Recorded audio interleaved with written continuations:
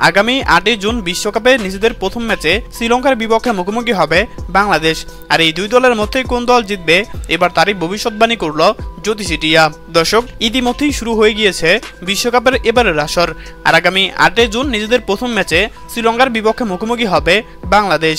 আর বিশ্বকাপের মূল পর্বে মাঠে নামার আগে যুক্তরাষ্ট্রের মতো ছোট দলের সাথে টি-20 সিরিজ আর এবং সর্বশেষ ভারতের বিপক্ষে প্রস্তুতি ম্যাচ হারে অনেকটা চাপেই রয়েছে বাংলাদেশ দল।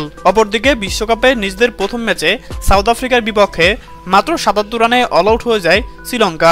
তবে বর্তমানে বাংলাদেশ এবং শ্রীলঙ্কার ম্যাচ ভারত পাকিস্তানের মতোই চরম উত্তেজনাপূর্ণ হয়ে থাকে। সেহেতু বলাই যাচ্ছে আগামী 8 জুন এই দুই দল কেউ কাউকে ছাড় দিয়ে কথা বলবে না। টি-20 ম্যাচে এখন পর্যন্ত মোট 16 বার মুখোমুখি হয়েছে এই দুই দল, যেখানে 11 বার জয় পেয়েছে শ্রীলঙ্কা আর মাত্র 5 বার জয় পেয়েছে বাংলাদেশ। তবে বর্তমানে শক্তিমত্তার দিক দিয়ে এই দুই দলের মধ্যে কোনো দলই কম শক্তিশালী নয়। বাংলাদেশে যেমন রয়েছে সাকিব আল হাসান, শ্রীলঙ্কায় তেমন রয়েছে অনিন্দ্য হাসারাঙ্গা। শুধু বলাই যাচ্ছে এই দুই অলরাউন্ডারের মধ্যে একটি হাড্ডাহাড্ডি লড়াই হবে। আর আগামী 8 জুন এই দুই দলের মধ্যে কোন দল জিতবে তা নিয়ে ক্রিকেট ভক্তদের মধ্যে উত্তেজনার শেষ নেই।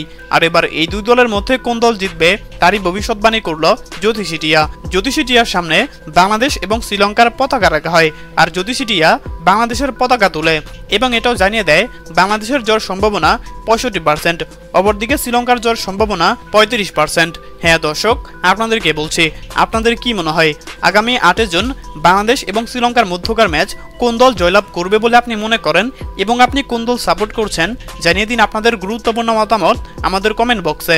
ধন্যবাদ।